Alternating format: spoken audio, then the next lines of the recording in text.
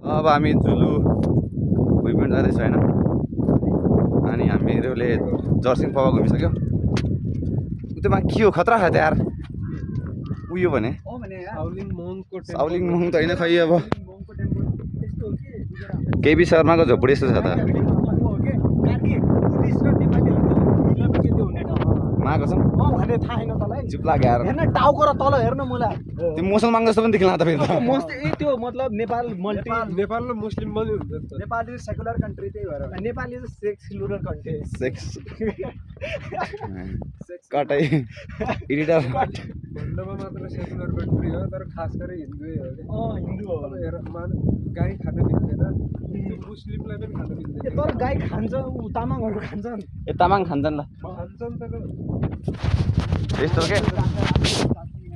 यस्तो के मारेको देखे केस लाग्छ 81% हिन्दू छन् दुई रिजनले हो के नखान पाइने 81 नै अनि हाम्रो गाई चाहिँ कति बज्यो यार 2 बजे जस्तो छ होइन बाघको मासु खान पाउन 2 जति बजिरहेको छ अब हामी कति बजे फर्किन्छ थाहा छैन तर अब झुलु पुगेर आउँ एकचोटि होइन 44% छन् कि क्या तर घर चाहिँ दामी छ नि यहाँ यहाँ चाहिँ होइन 90 हो 88 के हिन्दू